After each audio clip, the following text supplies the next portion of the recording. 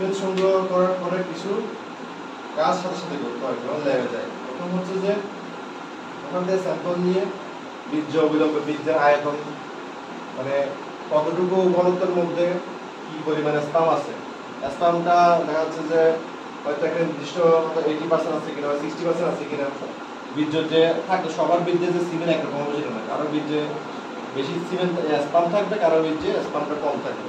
এটা কিন্তু মানুষের ক্ষেত্রেও যখন টেস্ট করতে, অনেক সময় টেস্ট করতে হয়, প্রাণীর ক্ষেত্রে টেস্ট করতে হয়, এটা দিয়ে কিন্তু তার এই স্পাম ভলিউমটা আগে মাপা হয়।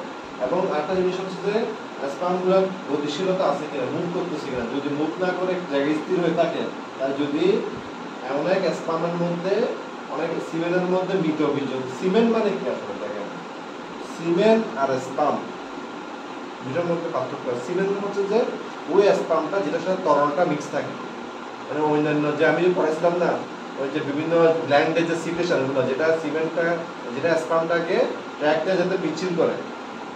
সিমেন্ট বলতে বোঝাচ্ছে যে bulbourethral gland, prostate gland, seminal vesicle, যেগুলো গ্ল্যান্ড আছে, যেগুলো তরলগুলো আর কি, মানে বীর্যের যে তরলটা হচ্ছে যে স্পামটার মোটিলিটিটাকে হেল্প করে, ওই জিনিসটা তরলটা সব সিমেন্ট। তো সিমেন্টের মধ্যে ওই যে তরলটা আছে, তরলের মধ্যে স্পামগুলো আসলে কি পরিমাণ মুভ করতেছে নাকি স্থির হয়ে মরা পড়ে আছে, ওটা আমরা গতিশীল করবো। এবং মরফোলজি, এটা স্পাম দেখতে হবে এরকম,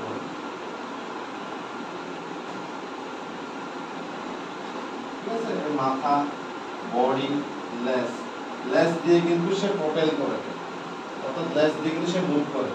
এখন আমি যদি দেখি যে মাথাটা হচ্ছে যে কি করে ওভামের কাছে যায়, মাথা থেকে এটাকে অ্যাসিড বের হয়, এটা বলতে সহায়তা করে। তো এখন এটা হচ্ছে মিড পিস, তাহলে আমার এখানে প্রত্যেকটার একটা নির্দিষ্ট মাপ আছে।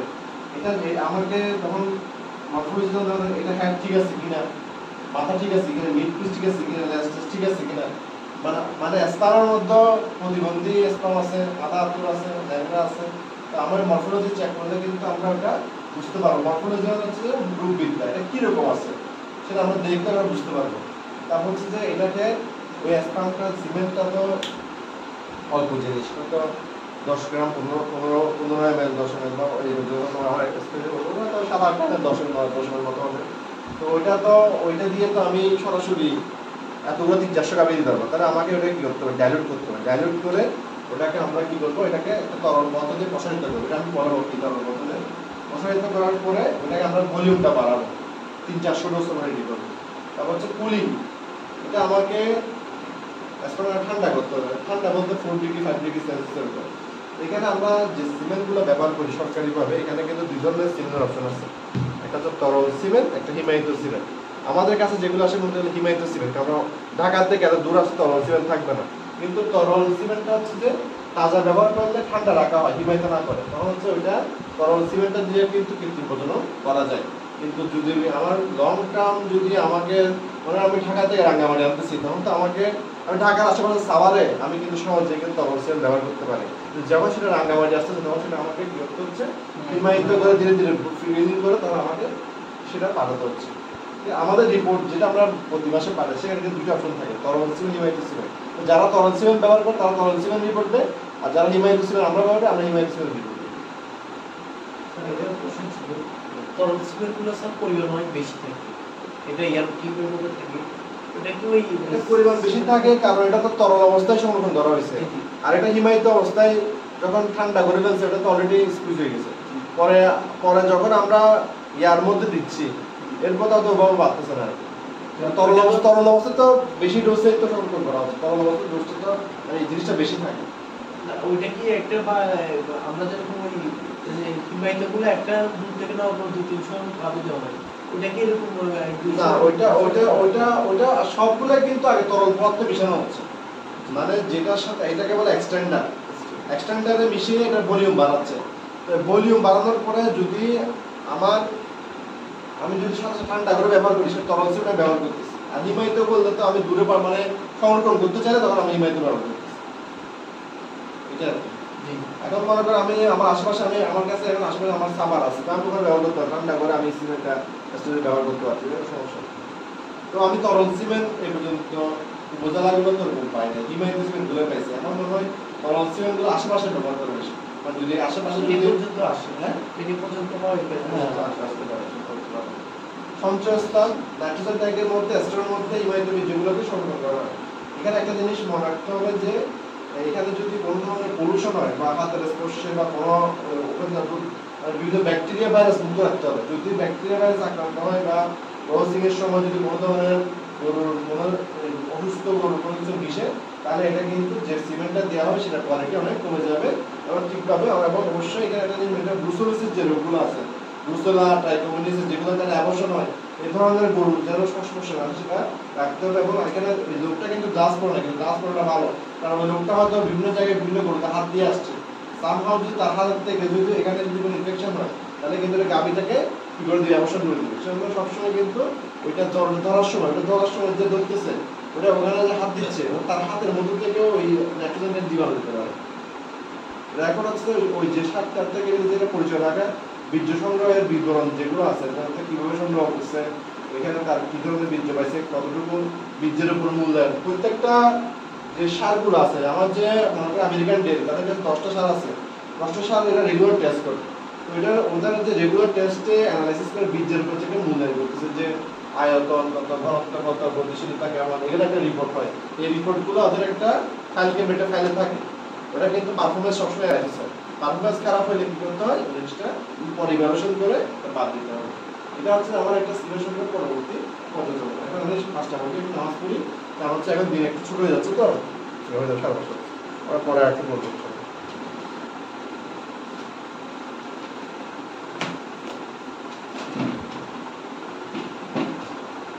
এগুলোই ভালো জায়গা আছে, কাজ শুধু এগুলোই সিরিয়াল গুলো এগুলো।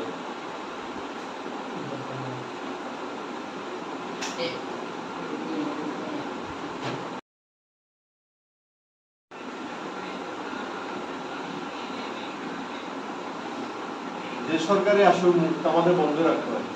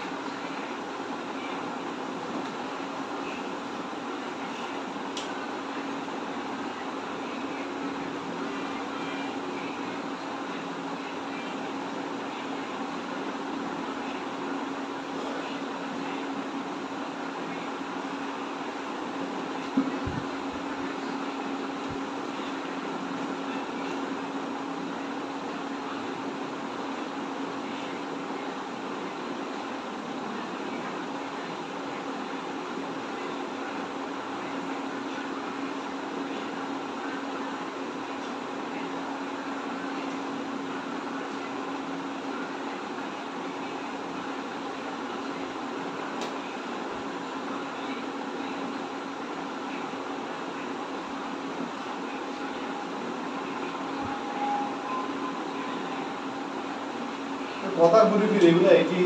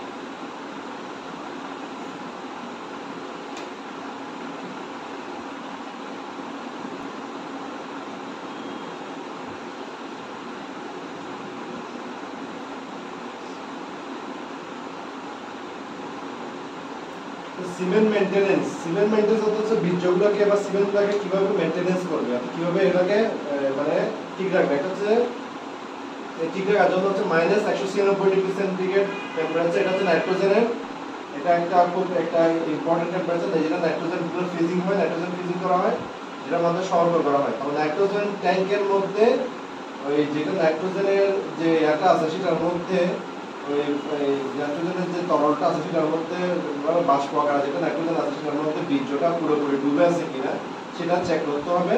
এবং আমাদের যে নাইট্রোজেন ট্যাঙ্কের যে নাইট্রোজেনের যে গ্যাসটা ওটা হচ্ছে যে কিছুদিন পর শেষ হয়ে যায়, তখন যদি শেষ হয়ে যায় ওইটাকে আবার রিফিল করতে হবে এবং এক সপ্তাহের মধ্যে রিফিল করতে হয়।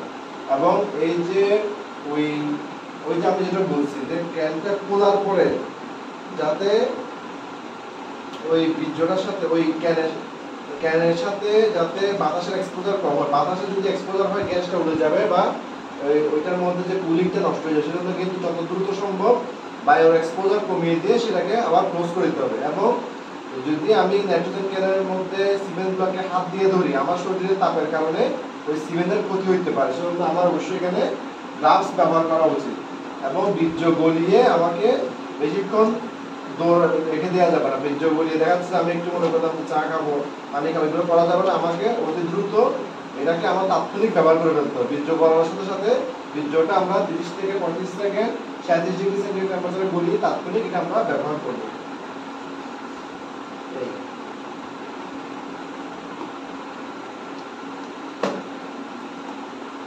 এটা হচ্ছে আমাদের ফার্স্ট ক্লাস লেকচার 1 এগুলো মোটামুটি একই কথা আর কি। এখানে আসলে ক্লাস যেটা দিচ্ছে সবগুলা ঘুরাই ফিরে একই জিনিসই আছে, আমি এগুলো মোটামুটি সব বলেই ফেলছি। এখন আমরা একটু সিমেন্ট লেকচার 14টা পড়ি।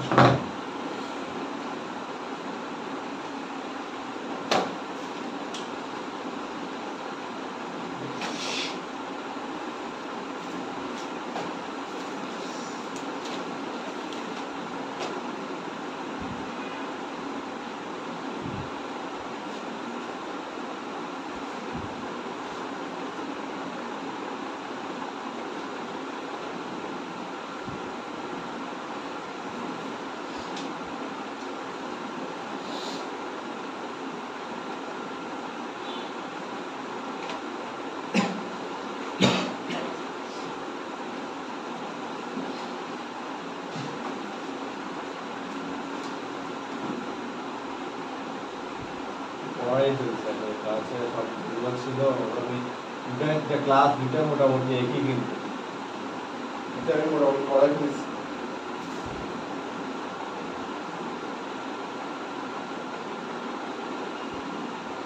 আমরা প্রথম পয়েন্টগুলো লিখি সিমেন্ট প্রসেসিং এর পয়েন্টগুলো লিখি। সেটা হচ্ছে যে আমার আমি যে সিমেন্টটাকে প্রসেসিং করবো সেটা হচ্ছে আমার হচ্ছে সিমেন্ট কালেকশন। সিমেন্ট কালেকশন আমরা একটু লিখি, কারণ আমাদের পয়েন্ট অনুযায়ী আলোচনা করতে হবে। সিমেন্ট কালেকশনের জন্য আমরা যেটা পড়াইছি যে বিট পদ্ধতি, আর্টিফিশিয়াল ব্যানানা পদ্ধতি আমরা আরেকটা পদ্ধতি আছে, সেটা হচ্ছে যে ইলেকট্রিক রিসার্কুলেশন।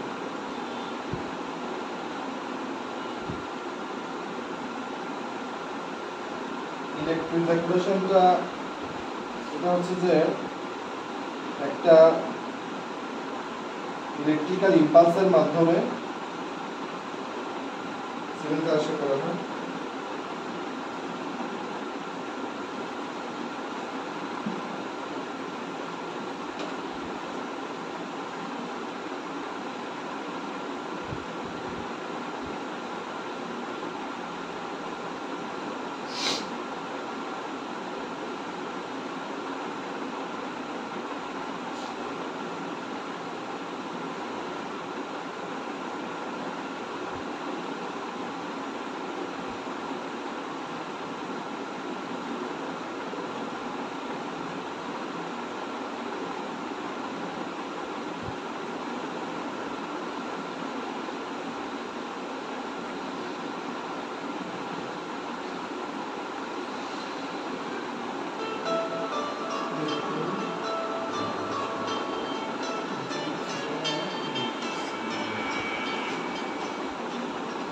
লিঙ্ক দেখাচ্ছে মনে দেখো লেভেল বেশি থেকে আছে কিনা দেখি আমি লিঙ্ক দেখতেছি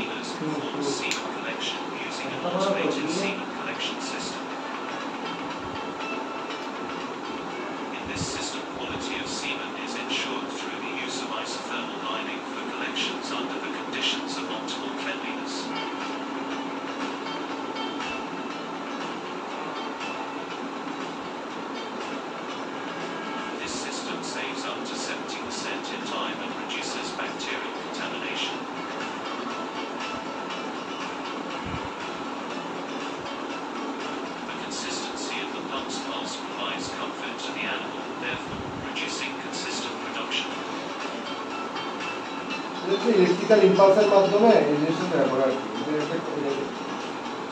ডিভাইসের মধ্যে এখানে একটা জিনিস আছে দেখেন এই যন্ত্রগুলো ব্যবহার করে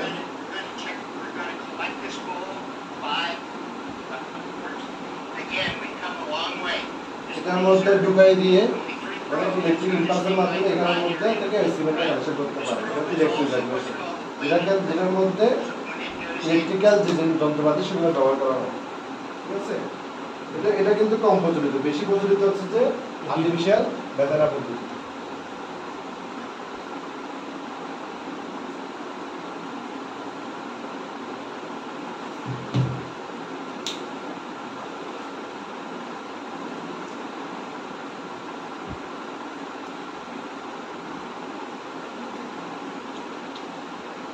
সিমেন্ট কালেকশনের পরে সিমেন্ট কিন্তু বলছি এগুলো আপনার একই কথা সবগুলো মোটামুটি কাছাকাছি হবে কিছুটা আপনার বলছি এটা একটু লিখব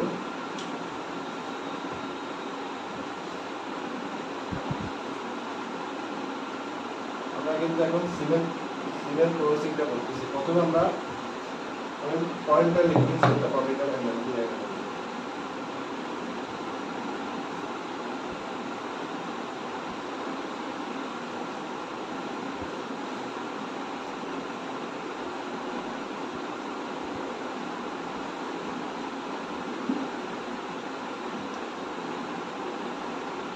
লেখেন তাহলে আপনাদের এগুলো পয়েন্টগুলো লিখতে সুবিধা হবে পরীক্ষার সময় সুবিধা হবে আমরা এখন সিমেন্ট প্রসেসিংটা করছি সিমেন্ট প্রসেসিং এর স্টেপগুলো করতেছি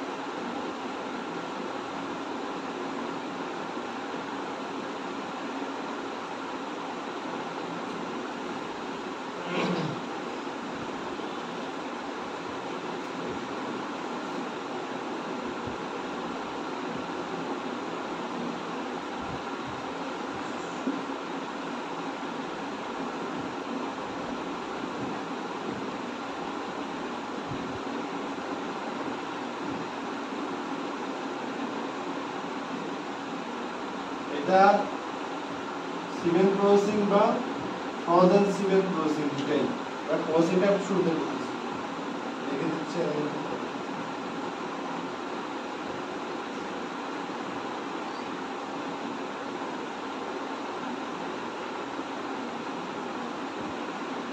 এটা কি স্পেকট্রোফটোমিটার যে যন্ত্রের সাহায্যে মূল্যায়নটা করা হয় আমাদের স্পেকট্রোফটোমিটার অথবা হিমোসাইটোমিটার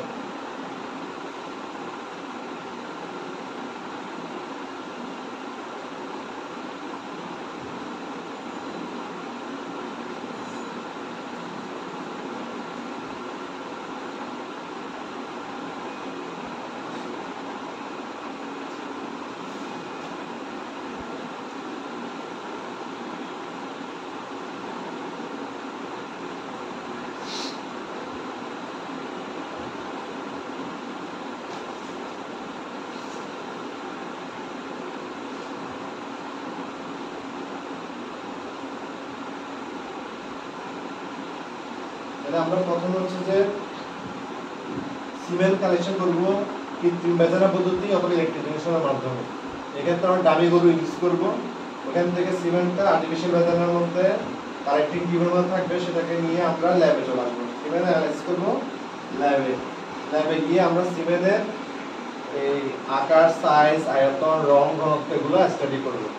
স্টাডি করার পরে আমরা প্রাথমিক মূল্যায়নে যে এইগুলো স্টাডি করার পরে এটা আমরা কি করব, 5 থেকে 10 ml প্রতি যেগুলো সিমেন্ট পাওয়া যায়, পরে সিমেন্টটাকে দুটো যন্ত্র আছে, স্পেকট্রোফটোমিটার এবং হিমোসাইটোমিটার, প্রতি মিলিলিটারে শুক্রাণুর সংখ্যা, প্রতি মিলিলিটারে শুক্রাণুর সংখ্যা কতটুকু আছে সেটা আমরা বের করব। সেটা দিয়ে আমাদের যেসব গুড়ের মধ্যে স্ট্যান্ডার্ড সাইজের শুক্রাণু থাকবে সেগুলো আমরা অবশ্যই আমরা সেখান থেকে সেটা বের করতে পারবো। আমাদের স্ট্যান্ডার্ড সাইজের সাথে যদি কম থাকে সেই গুণগুলোকে আমরা পরবর্তীতে ব্যবহার করবো না। গতিশীলতা হচ্ছে মোটিলিটি, শুক্রভাবে চলমান শুক্রাণু চলাচল, অর্থাৎ একটা স্পামের যদি আমি ফিল নিই সেখানের মধ্যে কতগুলো আসলে সক্রিয়ভাবে চলাফেরা করতে হচ্ছে সেই শতাংশটা কথা। মোটিলিটি হচ্ছে মোটাইল স্পাম। মোটাইল স্পাম বলতে হচ্ছে গতিশীল স্পাম, যে স্পামটা চলনশীল, হ্যাঁ, সেটা কিন্তু আমরা মাইক্রোস্কোপের নিচে দেখে মূল্যায়ন করতে পারবো। আমি একটা মাইক্রোস্কোপের নিচে ব্যাকগ্রাউন্ড আমাদেরকে এখানে দেখাই, মোটিলিটি স্পামে সেটা হচ্ছে দেখাচ্ছে, যে মাইক্রোস্কোপের নিচে দেখে কিরকম লাগে সেটা দেখে।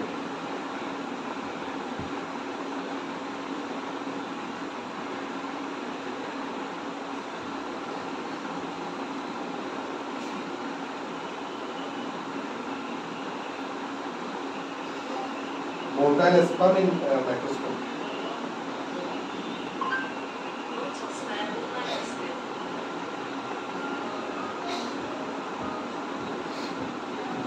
দেখেন এরকম কিন্তু মোটাইল সার্কিট দেখতেছেন, এই যে এগুলো নড়তেছে, এই যে এগুলো কিন্তু স্পাম। একটু দেখি, আমরা একটু দেখি,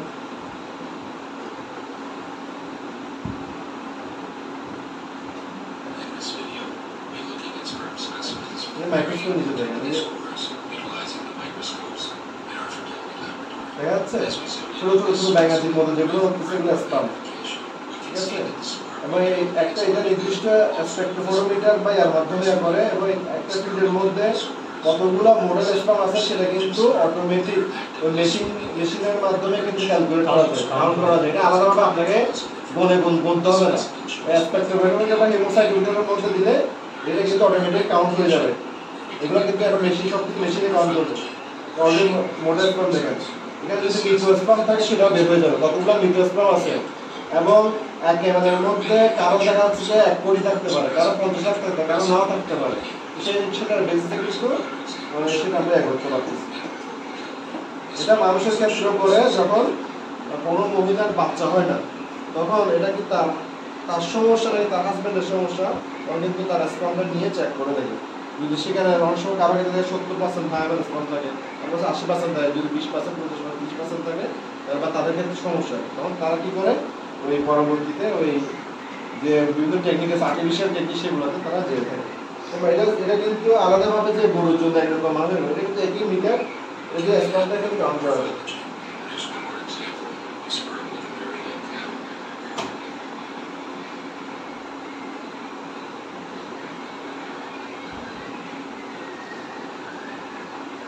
আমরা এখনো কিন্তু সিমেন্ট প্রসেসিং এ আছি, আমরা পড়ে যাচ্ছি। আমরা কিন্তু এখন অনেকগুলো জিনিস করছিলাম, সবগুলো কিন্তু আমরা এখন স্টেপ বাই স্টেপ পড়ে যাচ্ছি, ঠিক আছে।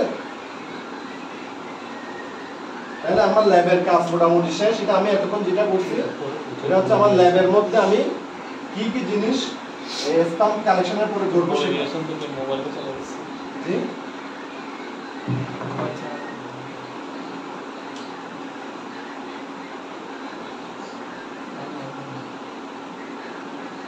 ফেলে দিছেন না স্যার?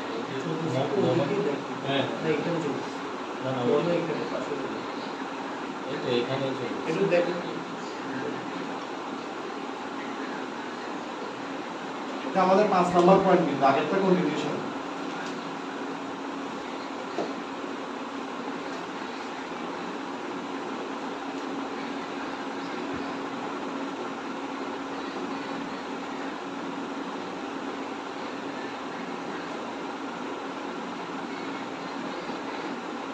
যে এখন পড়াচ্ছি যে যেটা যে জিনিসটা হচ্ছে যে আপনার শুক্রাণু সিমেন্টের সাথে মিক্স করে যেটাকে পাতলা করা হয় সেটা পড়াচ্ছি।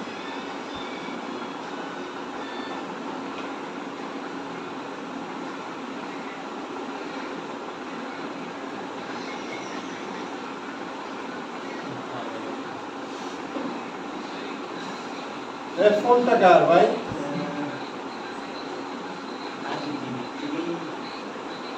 এটা কে ফোন চালাচ্ছে?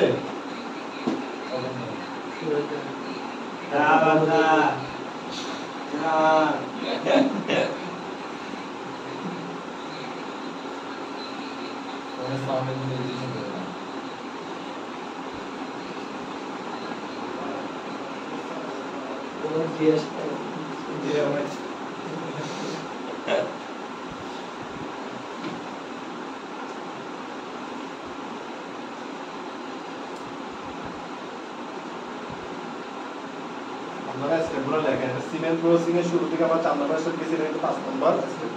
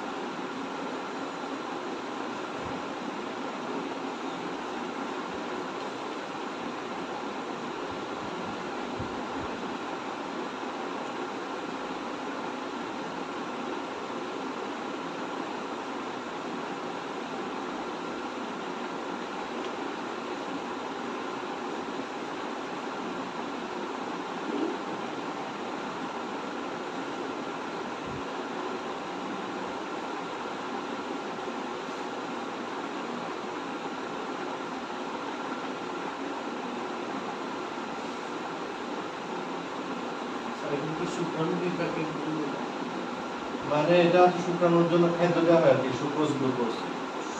শুক্রাণু বিপাকের জন্য, বিপাক মানে কি মেটাবলিজম, মেটাবলিজম কিভাবে করবে, খাবার খাবে, শুক্রাণুর জন্য এই গ্লুকোজ বা ফ্রুক্টোজ এগুলো দিয়ে দেওয়া হয় এক্সটেন্ডারের মধ্যে, যাতে শুক্রাণু খাবারটা খেতে পারে শক্তির জন্য।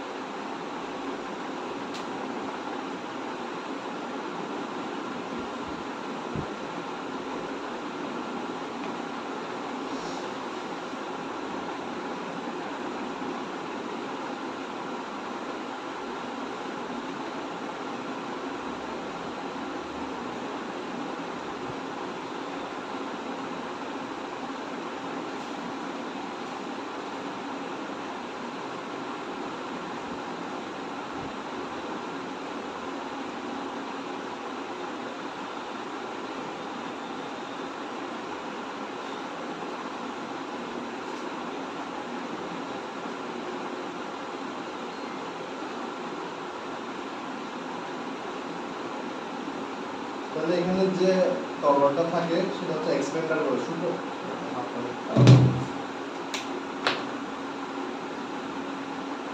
এক্সটেন্ডার হচ্ছে আমরা প্রথমে হচ্ছে যে আর্টিফিশিয়াল মেজারের মাধ্যমে সিমেন্টটা কালেকশন করলাম, সিমেন্টটা কালেকশন করলে এরপর আমরা এটা মাইক্রোস্কোপের মাধ্যমে এটার যে মর্ফোলজি, সাইজ, আকার এগুলো দেখলাম, দেখার পরে হচ্ছে যে এটার মধ্যে কতটুকু কনসেন্ট্রেশন আছে সেটা আমরা হিমোসাইট লেভেলের এক্সপার্ট ফটোগ্রাফের সাথে মাপলাম, মাপার পরে এটা টেস্ট করে আমরা এটা লিপিবদ্ধ করলাম, কি কি সমস্যা পাইলাম বা কি জিনিস এখানে আছে, কতটুকু মোটাইল স্পাম আছে, গতিশীল আছে কিনা স্পাম সেগুলো দেখলাম। দেখার পর হচ্ছে যে আমাদের এবার ল্যাবের কাজ শেষ, আমাদের অ্যানালাইসিস শেষ। এবার হচ্ছে আমরা এটাকে এক্সটেন্ডার, যেটা হচ্ছে যে বৃদ্ধি করা, এটার কাজটা পাতলা করা, পাতলা বলে আমরা যোগ করবো এখানে বাফার। বাফার হচ্ছে ওই জিনিস যেটা হচ্ছে যে আপনার অ্যাসিডিকও হবে না, ক্ষারীয় হবে না, নিউট্রাল পিএইচ রাখবে। যেমন আমাদের সোডিয়াম বাইকার্বনেটটা বাফার, যখন প্যানের মধ্যে অ্যাসিডোসিস হয় গতিতে, তখন আমরা সোডিয়াম পাই তার মধ্যে, তখন কি করে সেটা অ্যাসিডিক পিএইচ কে নিউট্রাল পিএইচের দিকে নিয়ে আসে। সেম ভাবে যদি শুক্রাণুর সাথে যে সিমেন্টটা আছে সেটা যদি পিএইচ অম্লীয় বা ক্ষারীয় হয়ে যায় তাহলে শুক্রাণুগুলো মারা যাবে। সেটা একটা বাফার দেওয়া হয় যেটা হচ্ছে যে পিএইচটাকে নিউট্রাল রাখবে, সেটা হচ্ছে ট্রিস বা সোডিয়াম সাইট্রেট, এটা একটা বাফার দেওয়া হয়। ট্রিস একটা কেমিক্যালের নাম, বা সোডিয়াম সাইট্রেট শক্তির উৎস হিসেবে শুক্রাণুগুলো যাতে বেঁচে থাকতে পারে সেজন্য তাদেরকে গ্লুকোজ বা ফ্রুক্টোজ দিয়ে দেওয়া হয়। তাও হচ্ছে যে সাথে হচ্ছে যে গ্লিসারল দেওয়া হয়, এটা একটা ক্রায়োপ্রোটেক্টেড। ওই যে আমরা যে নাইট্রোজেন ফিজিং এর মাধ্যমে খুব দ্রুত ঠান্ডা করতেছি, এটা যাতে শক না করে। অনেক সময় আমি যদি আপনি যদি মনে করেন আপনাকে খুব ঠান্ডা খাবার দিচ্ছি, এটা অনেক সময় আপনি যদি রেপিড ফিজিক্যাল শক হইতে পারে, মারা দিতে পারে, ওই যাতে ওই ঠান্ডা হিমায়িত অবস্থাটাকে যাতে ওই শুক্রাণু রক্ষা করতে পারে সেজন্য আমরা ক্রায়োপ্রোটেক্ট গ্লিসারল দিয়েছি। সাথে কিছু অ্যান্টিবায়োটিকও দেওয়া থাকে, যেটা হচ্ছে যে ওখানে মধ্যে যদি কোনো ব্যাকটেরিয়া না হয় সেজন্য অ্যান্টিবায়োটিক দেওয়া থাকে, এবং ডাইলুশন রেশিও থাকে, মানে আমি কতটুকু সিমেন্টের সাথে কতটুকু এক্সটেন্ডার দিব এটা একটা নির্দিষ্ট পরিমাপ থাকে। তবে যেটা গর্ভধারণের জন্য যে ডোজটা লাগে স্টোরের মধ্যে, সেটার মধ্যে 15 থেকে 20 মিলি গতিশীল শুক্রাণু থাকে, এই ডোজে এটা রেডি করা হয়। তো আমাদের 15 থেকে আমাদের আসলে যে স্পাম আছে বেশি একটু কোটি কোটি স্পাম থাকে, তারপরে গর্ভধারণের যে ডোজটা ওই স্টোরের মধ্যে ডোজ করা হয় সেটার মধ্যে 15 থেকে 20 মিলি গতিশীল শুক্রাণু থাকে। এবং এটা হচ্ছে আমার মিলিয়ন স্পাম। তো ওই দিন ও বলতেছিল যে রাখি স্যার যে কৃত্রিম প্রজনন করার পরে খুব বীর্যটা বের হয়ে আসে, মানে বীর্যটা বের হয়ে যায়। তাই আমি বলতেছি যে এখানে তো বীর্য বের হইলেও বীর্য তো বের হয়ে আসবেই, কারণ এখানে তো প্রজনন করার জন্য একটা স্পাম প্রয়োজন, কোটি কোটি স্পাম আছে, বের তো অবশ্যই হয়ে আসবে, এতগুলো লিকুইড রাখতে হবে না। আর কেউ যদি জোরে দেয়, কেউ যদি জোরে ওটা পুশ করে তাহলেও কিন্তু তাড়াতাড়ি বের আসবে। যত বলছে ফোটায় বুঝে আমি দেখাইছি না ডক্টর ওমর খানের ভিডিও, ও বলছে কি দিয়ে ফোটা ফোটা দিতে, তাহলে জিনিসটা থাকবে। আমি যদি একবারে ফোর্স করে দিই তাহলে এটা রিভার্স ব্যাক করে গরুর ওইখানের মধ্যেও তো একটা প্রেশার আছে, ওটাকে বের করে দিবে। যেন ফোটা ফোটা দিলে কিন্তু অল্প, এক ফোটা গেলেও কিন্তু অনেক কিছু, ঠিক আছে? এটা বলতেছি।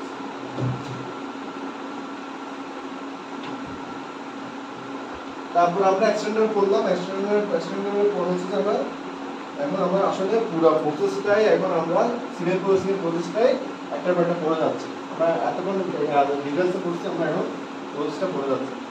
আমরা 6 নম্বর পয়েন্ট করবো।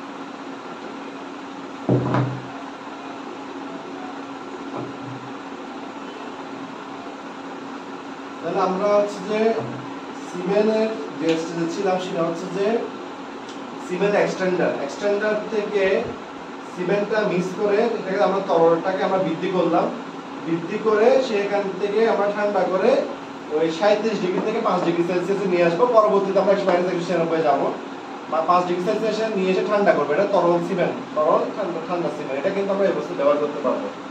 তারপর হচ্ছে যে আমার স্ট্র ভরার যে স্ট্রগুলো হচ্ছে এরকম প্লাস্টিকের এরকম ইয়াগুলো, তো সেখানে আমরা স্বয়ংক্রিয় স্ট্র ফিলিং মেশিন আছে। প্রতি স্ট্রোতে 0.25 থেকে 0.5 ml আমরা ভরাট করতে পারবো। একটা স্ট্রোর মধ্যে 0.25 থেকে 0.5 ml পর্যন্ত থাকে। সেটাকে আমরা কি করব, ফ্রিজিং করব। কুলিং হচ্ছে ঠান্ডা করা, ফ্রিজিং হচ্ছে হিমায়িত করা। সেটা তরল নাইট্রোজেন বাষ্পে আমরা যদি -120 থেকে -140 ডিগ্রি সেন্টিগ্রেড হিমায়িত করি তাহলে সেটা কি হয়ে যাবে, পরে সেটাকে আমরা -196 ডিগ্রি সেলসিয়াস টেম্পারেচারে তরল নাইট্রোজেন বাষ্পে এটাকে সংরক্ষণ করব। ঠিক আছে? এরপর হচ্ছে যে আমরা সিমেন্টগুলো যখন সংরক্ষণ করলাম, আমাদের স্টকে আছে, আমরা মনে করেন যে 10-15 দিন পর ব্যবহার করতে যাচ্ছি, তখন ওইখান থেকে ওই একটা স্টক 3-4টা স্টক নিয়ে স্যাম্পল নিয়ে আমরা সেটাকে গলাবো। মানে হচ্ছে গলানো, গলিয়ে ওখানে স্পামগুলা কতটুকু গতিশীল আছে সেটা আমরা মাইক্রোস্কোপের নিচে দেখবো। যদি 50% স্পাম গতিশীল থাকে তাহলে আমরা পরবর্তীতে সেটা দিয়ে আমরা সেগুলো স্টোর চালানটাকে আমরা গতি দেওয়ার জন্য প্রজননের জন্য ফিল্ডে ছাড়বো। অর্থাৎ হচ্ছে যে ল্যাবে, এটা তো আসলে ল্যাবের মধ্যে, এটা আমি ল্যাবের মধ্যে বলা যায়। অর্থাৎ মানুষের কাছে মানে আমার কৃত্রিম প্রজনন করতে আসার আগে ওই লটের মধ্যে থেকে আমার কিছু স্যাম্পল দিয়ে ওইটাকে আমরা গলিয়ে সেখানে কতটুকু মানে আমি যে ফ্রিজিং করছি এখানে কি আসলে বেঁচে আছে কিনা বা মরে গেছে কিনা বা বয়টা ভায়াবল সেটা আমি টেস্ট করে সেখান থেকে আমি পোস্ট মডেলটি দেখবো যে আমার কত পার্সেন্ট স্পাম গতিশীল আছে। কারণ স্পাম যদি আমি সিমেন্ট নাইট্রোজেন ফ্রিজিং করার পর সবগুলো যদি সবটাই মরে যায় তাহলে আমি ওই সিমেন্টটা যদি গরুতে দিই তাহলে কোনো লাভ হবে না। সেজন্য কিন্তু জাস্ট কৃত্রিম প্রজননের আগে ওইখান থেকে হ্যাডো বিষয় কিন্তু চেক হয়ে আসে এখানে লট থেকে আসার পরে চেক করে ওখানে যদি 50% গতিশীল স্পাম পায় তাহলে কিন্তু এগুলা ফিল্ডে প্রোভাইড করা হয়।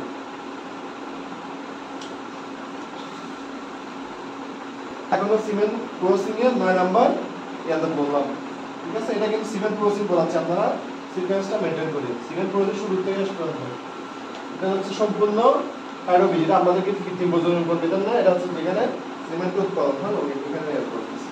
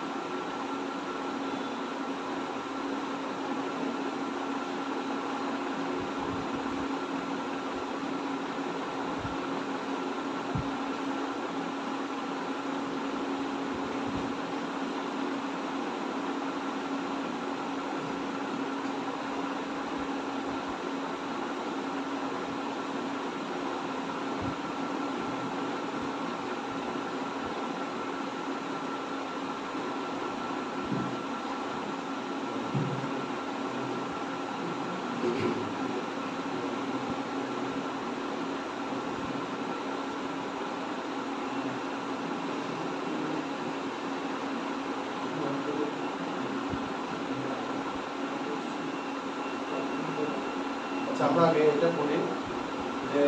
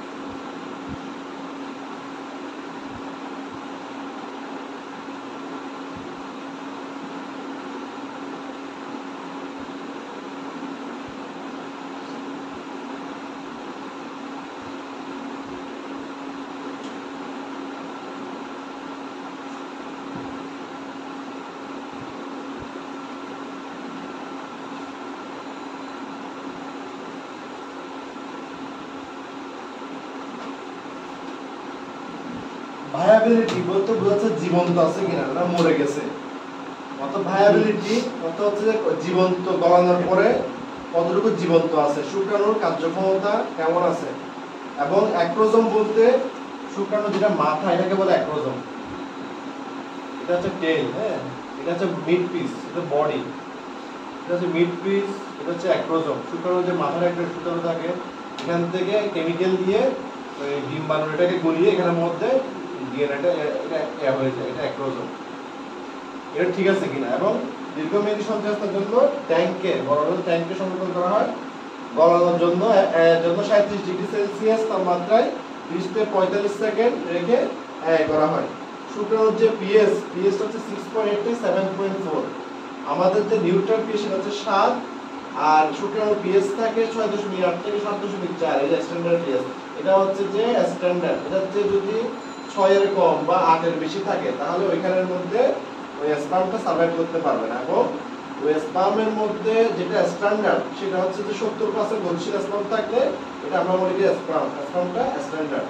এবং যে সিমেন বা বীর্য এটা হতে হবে ক্রিমি হোয়াইট। ক্রিমি হোয়াইট বলতে ক্রিম কালারের, ক্রিমি সাদা, হ্যাঁ ক্রিমি হোয়াইট কালারের। যদি সেটা পিঙ্ক হয়, গোলাপি হয় বা ইয়েলো হয় ওই স্পার্মের কোয়ালিটি ভালো না। সেটা শুক্রাণুর কালারটা হচ্ছে ওই সাদার মধ্যে একটু গাঢ় ক্রিমি হোয়াইট, ঠিক আছে। কিন্তু সেটা যদি ইয়েলো হয় মানে হচ্ছে হলুদ হয়, সেটা তো হলুদ হলে পুষ থাকতে পারে বা পিঙ্ক হলে কোনো সমস্যা থাকতে পারে। এবং প্রতি মিলিলিটার আপনারা একটা জিনিস বোঝেন, আমি এখানে যে মিলিলিটার বলছি সেটা হচ্ছে যে 10 ml এর কথা বলছি। যে আমি যদি একটা গরু থেকে সিমেন্ট কালেকশন করি, গরু ভেদে 5 থেকে 10 ml কালেকশন করি, 5 মিনিমাম 7-8 ml তো হবে, 7-8 ml হবে বা 10 ml ধরেন না। এই 10 ml এর মধ্যে প্রতি ml এ যদি হিমোসাইটোমিটারে 1 বিলিয়ন শুক্রাণু পাই তাহলে আমার এটা হচ্ছে বাঞ্ছনীয়, এটা আমার এতটুকু থাকা উচিত। একটা স্ট্যান্ডার্ড গরুর যেটা প্রজননের জন্য আমার ভালো সেটার জন্য হিমোসাইটোমিটারে প্রতি ml এ 1 বিলিয়ন শুক্রাণু থাকলে সেটা হচ্ছে ভালো। পরে এই 10 ml কে আমি ডাইলুট করলে আমি এই ডাইলুট সিমেন্ট দিয়ে 300 থেকে 400 গরুকে দিতে পারবো, যেখানে আমার একটা স্টোরের মধ্যে ডোজ থাকে 10 থেকে 12 মিলিয়ন, যেটা আমি একটা করেছিলাম। মিলিয়ন আর বিলিয়নের পার্থক্য বুঝে, বিলিয়ন কিন্তু অনেক বড়, হ্যাঁ। ওইটাকে আমি যখন ডাইলুট করব, ডাইলুট করার পরে কিন্তু ওই ডোজটা আমি 300-400 গরুতে ব্যবহার করতে পারবো। 10 থেকে 12 মিলিয়ন ওই স্টোরের মধ্যে 10 থেকে 12 মিলিয়ন ওই থাকতে হবে, স্পাম থাকতে হবে। কিন্তু প্রতি আমার যেটা প্রথমে আমি যদি প্রতি যে র সিমেন্ট যেটা কালেকশন করছি সেটাতে প্রতি মিলিলিটারে 1 বিলিয়ন শুক্রাণু থাকলে কিন্তু সেটা হচ্ছে আমার 500 টাকা টেস্ট করব, ঠিক আছে। এরপর আমরা এবং শুক্রাণুর সিমেন্টের কালারটা মনে রাখবেন ক্রিমি হোয়াইট। এটা যদি কোনো ডিকালারেশন হয় তাহলে সেটা আমার স্ট্যান্ডার্ড না।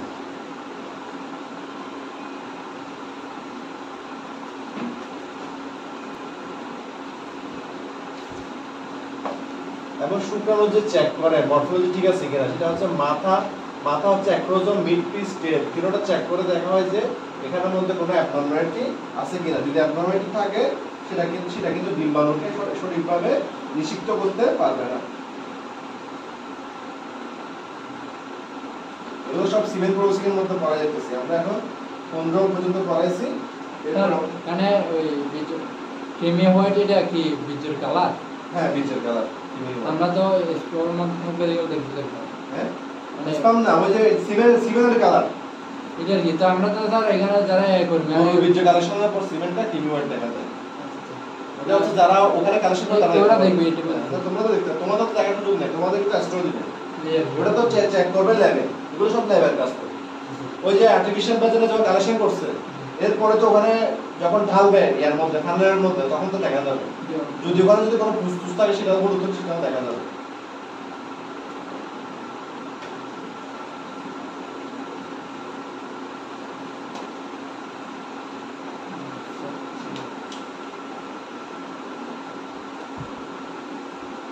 আসলে কথা তো সব এগুলো আমি তো নোটগুলো করছি, অনেক কষ্ট করে করছি, এটা ডিটেলসে পড়াই দিছি। এরপর আমি যদি শেষ করে দিতে চাই আমি আধা ঘন্টা কিছু করতে পারি। এটা আমি আপনাদের যাতে জ্ঞানটা কাজে লাগে, আমি পড়ানোর চেষ্টা করি একটু ইনফরমেশন ভালো করে দিয়ে যাতে আপনাদের পড়াতে পারি। তাহলে আমি তো আপনাদেরকে কথা বলতে পারি, এটা পড়াই দিছি যখন ডিটেলসে ক্লাসের সময় আছে, আপনাদের ক্লাস করাই আছে। ক্লাস এগুলো তো মনে করেন যেভাবে ভাগ করছে সেভাবে করা হচ্ছে, এটা আপনার ডিটেলসে পড়া হচ্ছে। এখন এরপর তো 16 নম্বর পয়েন্ট আসলে এটা কলম লেখা যাবে।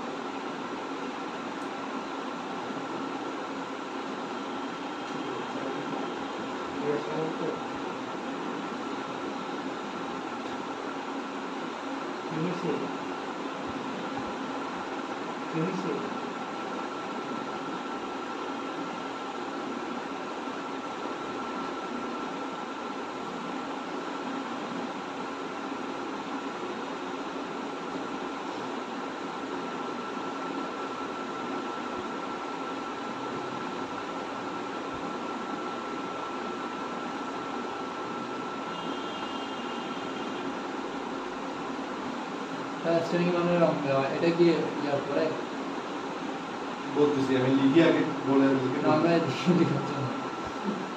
রং দেওয়া বলতে না এখানে আমরা অ্যাক্সেস করি। তুমি যা আমি লিখতে পারো, সমস্যা না, আমি বলবো স্টেরিং মানে রং দেওয়া, দেখো তো বলে লিখো।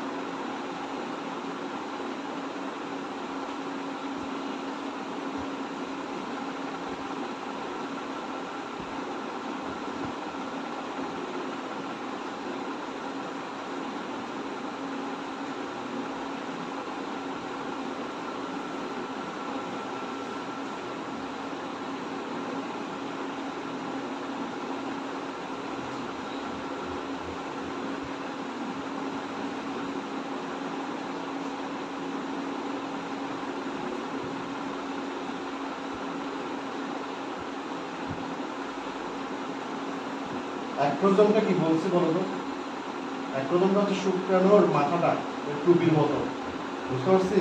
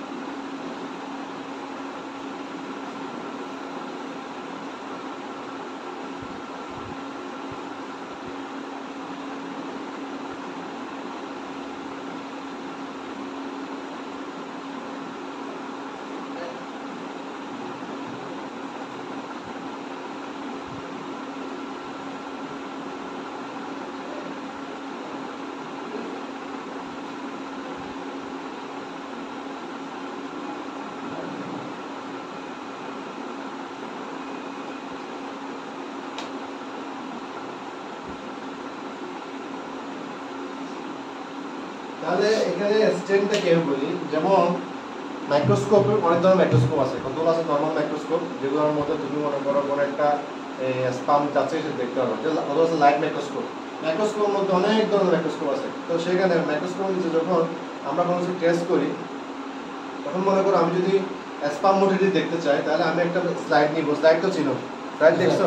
স্লাইডের মধ্যে এক ফোঁটা সিমেন্ট দিব। সিমেন্ট নিয়ে এর মধ্যে ওই একটা কভার স্লিপ দিব। কভার স্লিপ দিয়ে মাইক্রোস্কোপে যদি দেখি, আমরা ওটা 4x রেজলিউশনে দেখি, তাহলে ওখানের মধ্যে কীভাবে স্পামগুলো মুভ করতেছে সেটা আমরা কিন্তু ওখানে দেখতে পারবো। এখন তুমি কীভাবে বুঝবা ওখানের মধ্যে কিছু মৃত কিছু জীবিত? ওইটা আমরা কীভাবে বুঝবো? আমরা যখন ব্যাকটেরিয়া দেখি, যেমন তোমার যেমন ধরো অ্যানথ্রাক্স, যেমন তোমার তরকার জীবন, বেসিলাস অ্যানথ্রাসিস, এটা একটা রড শেপ ব্যাকটেরিয়া। আবার কতগুলো ব্যাকটেরিয়া আছে গোল গোল, স্ট্যাফিলোকোকাস হচ্ছে গোল টাইপের, থোকা থোকা। তো এগুলো বিভিন্ন বুঝতে হবে, কারণ আমরা মাইক্রোস্কোপে দেখি, কারণ আমরা কীভাবে এটা দেখি, আমরা যদি সরাসরি দেখি কিন্তু আমরা বুঝতে পারবো না। সেজন্য কী করা হয়, ওই মাইক্রোস্কোপের স্লাইডটা দেওয়ার আগে এটাকে একটা কতগুলো স্টেন দেওয়া, সেটা হচ্ছে রং। যদি সেটা গ্রাম পজিটিভ ব্যাকটেরিয়া আছে, গ্রাম নেগেটিভ ব্যাকটেরিয়া আছে। গ্রাম পজিটিভ ব্যাকটেরিয়া হলে সেটা এক ধরনের রং দিবে, গ্রাম নেগেটিভ ব্যাকটেরিয়া হলে সে এক ধরনের রং দিবে। রং নেওয়ার পরে কোনোটা হয়তো পিঙ্ক হবে, কোনোটা হয়তো ব্লু হবে। তখন আমরা যখন মাইক্রোস্কোপ নিচে দেখবো, রংটা তো ব্যাকটেরিয়া নিবে, ব্যাকটেরিয়ার সেল ওয়াল ও একটা নির্দিষ্ট রং নেয়। মাইক্রোস্কোপ দেখার পরে আমি মাইক্রোওয়েভে মাস্টার্স করার জন্য বলতে পারতেছি, ওইটা রং দেওয়ার পরে দেখবেন যে যেটা ব্যাকটেরিয়া ব্লু হয়েছে বা রড শেপ, সেটা হচ্ছে যে আমার গ্রাম পজিটিভ। আর যেগুলো গ্রাম নেগেটিভ বা গ্রাম পজিটিভ, এর মধ্যে রড আছে বা এ আছে, তো ওইটা কিন্তু স্টেনটা দেওয়া হয় যে ওই ব্যাকটেরিয়া বা ওই এটাকে ফাইন্ড আউট করার জন্য। ওই কালারটা নেওয়ার পরে ওইটা স্পেসিফিক, ওটা বোঝা যাবে। ঠিক সেমভাবে এখানে ইওসিন নিগ্রিসের একটা স্টেন করা হয়। স্টেন দিয়ে যে স্পামটা দেওয়া হয় সেটার মধ্যে এই রংটা দিলে জীবিত এবং মৃত শুক্রাণুর পার্থক্য বোঝা যাবে। যদি জীবিত শুক্রাণু হয় এটা রং দিবে না, আর যদি মৃত শুক্রাণু হয় সেটা একটা কালার দেবে। তাহলে আমি ওই ফিল্ডের মধ্যে কতগুলো মৃত এবং কতগুলো জীবিত সেটা আমরা ওখান থেকে বের করতে পারবো। এবং এর মাধ্যমে আমি স্পামের মধ্যে ভায়াবিলিটি, যেটা বলছি কতগুলো জীবন্ত স্পাম আছে সিমেন্টের মধ্যে, সেটা আমি বের করতে পারবো। অ্যাক্রোসোম ইন্টিগ্রিটির জন্য অ্যাক্রোসোম মানে হচ্ছে যে এই যে মাথাটা, এই মাথাটা ওর যে হেডটা আছে, এই হেডটা কি আসলে কি অখণ্ড আছে নাকি এখানে বাধা বিভক্তি হয়ে গেছে, কোনো সমস্যা হয়েছে? তো এটার মধ্যে কিন্তু ইম্পর্টেন্ট, এটার মাথার মধ্যে এক ধরনের কেমিক্যাল থাকে যেটা দিয়ে কিন্তু জীবাণুটাকে গলা। এখন এটা কিন্তু ইম্পর্টেন্ট, এটা যদি এখান থেকে কিন্তু ডিএনএ ম্যাটেরিয়াল ট্রান্সফার হচ্ছে, এইটা অখণ্ডতা টেস্ট করার জন্য কিন্তু ওই এক ধরনের স্টেট আছে যেটা দিয়ে মানে মাথাটা ঠিক আছে কিনা সেটা দেখা যায়। আর একটা লাস্ট হচ্ছে যে স্পাম ক্রোমাটিন স্ট্রাকচার অ্যাসেট, এটা হচ্ছে যে স্পামের মধ্যে যে ডিএনএটা আছে, নিশ্চয়ই আমরা কি করি, মেয়ের স্পামে তার ডিএনএ, পুরুষের স্পামের মধ্যে তার ডিএনএটা স্ত্রী ডিম্বাণুর মধ্যে ট্রান্সমিট হয়, পরে এটা একটা জাইগোট হয়ে যাচ্ছে, তাই না? তো স্পামের মধ্যে যে ডিএনএটা আছে সেটা ইন্টিগ্রিটি বা সেটা কিন্তু ভালো আছে কিনা সেটার জন্য আমরা এই কিন্তু স্পাম ক্রোমাটিন স্ট্রাকচার আছে, এটা আল্ট্রা লেভেলের আছে আর কি, যেগুলো হচ্ছে একদম হাইয়েস্ট, যেমন পিসিআর, আরটিপিসিআর যেমন করোনার জন্য করছে, ওই টাইপের একটা আছে যেটা খালি মলিকুলার লেভেলে পড়ালেখা। ঠিক আছে, তখন কিন্তু ডিএনএ আছে মলিকুলার লেভেলে, তখন আমরা মলিকুলার লেভেলে দেখতে পারবো যে ডিএনএ ঠিক আছে। এগুলো আমাদের ঢাকাতে থাকতে পারে, আমাদের ঢাকার যে ল্যাবগুলো, সেন্ট্রাল ল্যাবগুলো আছে বা আমেরিকান ওদের যে ল্যাবগুলো আছে, ওরা তো নিশ্চয়ই ডিএনএটাও টেস্ট করবে, কোনো সমস্যা ছিল। এইভাবে কিন্তু আমরা শুক্রাণুর কিন্তু টোটাল এটা আমরা স্টাডি করতে পারি।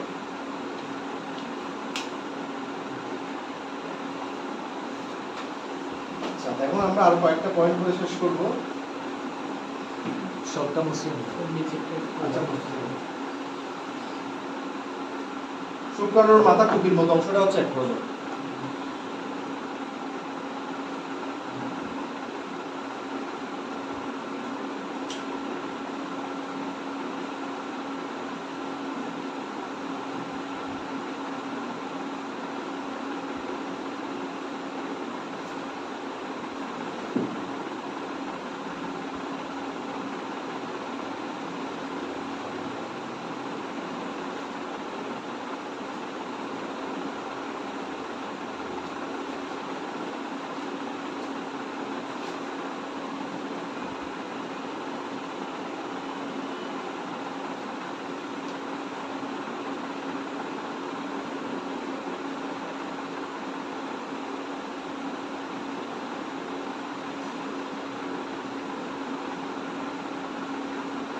এরপর আছে ওই বীজের মধ্যে কোনো ধরনের ব্যাকটেরিয়া, যেমন হচ্ছে ব্রুসেলা একটা খুব ডেঞ্জারাস ব্যাকটেরিয়া, যেটা হলে যে অবশ্যই নিতে পারে। যেমন এগুলো কি কি অবশ্য করতে, যেমন আছে ব্রুসেলা আছে, ট্রাইকোমোনাস আছে, এগুলো হচ্ছে যে গ্যাসপারের মাধ্যমে ছড়ায়। ব্রুসেলা বা ট্রাইকোমোনাস এগুলো যদি থাকে তাহলে কিন্তু অ্যাবর্শন হয়ে যাবে। তো আমাদের কিন্তু বীজগুলোর মধ্যে মাঝে মধ্যে এফএমডির কারণে কিন্তু অনেক সময় এগুলো ট্রান্সমিট করতে পারে। এফএমডি যেহেতু এর মাধ্যমে হয় না, তারপরে বিভিন্ন পরিবেশের মাধ্যমে হতে পারে। এগুলো থাকলে কি হবে, এগুলো থাকলে আমার যে বীজটা আছে সেটা কিন্তু ইনফেক্টেড হবে। ইনফেক্টেড হলে তখন কিন্তু আমি সিমেন্টে যদি যে গাভীতে দেবো সেই গাভীটা নষ্ট হয়ে যাবে। সেজন্য কিন্তু এগুলো টেস্ট করা হয় যে কোনো ধরনের ব্যাকটেরিয়া, বিশেষ করে ব্রুসেলা, ট্রাইকোমোনাস এগুলো আছে কিনা দেখা হয়। তারপর এগুলো দেখে শুধু যদি ঠিক থাকে, যদি কোনো ব্যাকটেরিয়া থাকে এটাকে আমরা ফার্দার প্রসেসিং এ যাবে, কিন্তু ওটা টেস্ট করা হয়। এবং ওই বুলগুলোকেও টেস্ট করা হয়। বুলগুলো সিমেন্টগুলোর মধ্যে, বুলগুলোর মধ্যে কোনো ইনফেকশন হচ্ছে, বিভিন্ন সময় পরিবেশটাই কিন্তু ইনফেকশন বুলের মধ্যে হতে পারে, যে বুলের প্রজনন তন্ত্রে ইনফেকশনটা আসতে পারে। সেজন্য কিন্তু বুলগুলো সিমেন্টগুলো রেগুলার বেসে টেস্ট করা হয় যে কোনো ধরনের ব্যাকটেরিয়া ভাইরাস পাওয়া যাচ্ছে কিনা। সেগুলোর জন্য যে বায়োলজিক্যাল টেস্টগুলো আছে সেগুলো করা হয়। আবার এখানে যে আমরা এক্সটেন্ডার ইউজ করতেছি, বাফার, সোডিয়াম অ্যাসিটেট, বা আমি যেটা বলছি ওই যে আমার এখানে যে গ্লুকোজ দিচ্ছি, এগুলো যাতে কোয়ালিটি ভালো আছে কিনা ওই এক্সটেন্ডার দ্রবণ থেকেও মাঝে মধ্যে স্যাম্পল নিয়ে সেটা টেস্ট করে দেখা হয়। এরপর হচ্ছে যে আমরা যে জিনিসগুলো এতক্ষণ পাইছি, যে শুকানোর অবস্থা,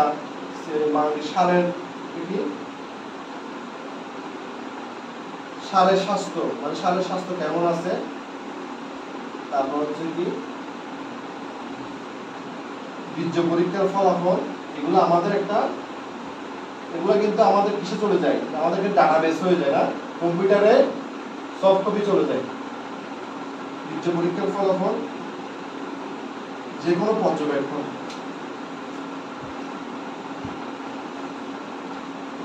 অর্থাৎ আমার যে যদি 20টা গরু থাকে, 20টা গরুর জন্য আমার 20টা ফাইল থাকবে কম্পিউটারে, ওটার মধ্যে কোনটার কি অবস্থা আমরা কিন্তু সেখানে রেগুলার আপডেট করবো।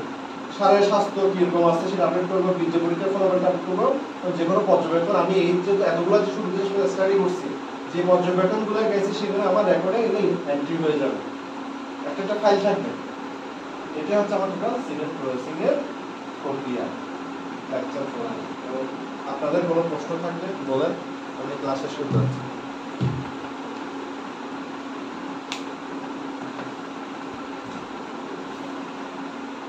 এগুলো সম্পূর্ণ ল্যাব ওয়ার্ক আর কি। এগুলো তো আসলে যারা কৃত্রিম প্রজনন করে তাদের কাছে তো আসে একদম কি হিসেবে লাস্ট চেক হওয়ার পরে ফাইনালি আসে, কারণ এটার সাথে অনেক কোম্পানি সুনামও জড়িত। কারণ কোয়ালিটি খারাপ হইলে কিন্তু অনেকে মাঝে মধ্যে কিন্তু দেখা যায় যে সরকারি বীজে যে আমাদের আসে, মাঝে মধ্যে সিমেন্ট খারাপ আসে। সিমেন্ট খারাপ বলতে কিরকম, যে বীজ দিলে কনসিভ করে, মানে ডাইলুশন করে সিমেন্টের পরিমাণ কম থাকে ওই সিমেন্টের মধ্যে। আবার যেগুলা বেসরকারি সিমেন্ট, তাদের সিমেন্টের লোড ভালো থাকে। অনেক সময় সরকারি সিমেন্টের লোড মাঝে মধ্যে কমে যায়। অনেক সময় বিভিন্ন ব্যাচ বাই ব্যাচ, এক এক সময় এক ব্যাচে এক এক সমস্যা পাওয়া যায়। কোনো ব্যাচে দেখা যায় একটা সারের বীজ দিলে দেখা যাচ্ছে যে 60% কনসিভ করে, আর একটা সারের বীজ দিলে 30% কনসিভ করে না। কিন্তু একটা নির্দিষ্ট ব্যাচে শুধু ওই সারের বীজগুলোই পাঠায়, তখন কিন্তু ফিল্ডে থেকে রিপোর্ট ভালো দেখা যায় গরুর 2-3বার ডাকে আসে, বারবার ডাকে, বারবার বীজ দেয়, তখন একটা বদনাম হয়। তবে আমার যেটা মনে হয় যারা বেসরকারি তারা কিন্তু লোডটা বাড়ায় দেয়, সিমেন্ট লোডটা বাড়ায় রাখে, যার কারণে তাদেরগুলো একটু কনসেপশন মাঝে মধ্যে বেটার হয়ে যায়। শেষটা কি এটা, যে কোনো পর্যবেক্ষণ, মানে আমার এই টোটাল কোর্সের মধ্যে যদি আমি কোনো ফল্ট পাই সেটা আমি এখানে উল্লেখ করে দিই।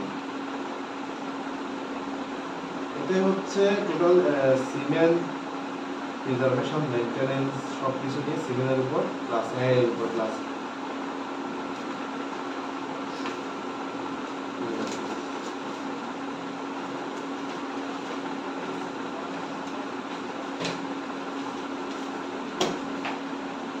কোনো প্রশ্ন আছে?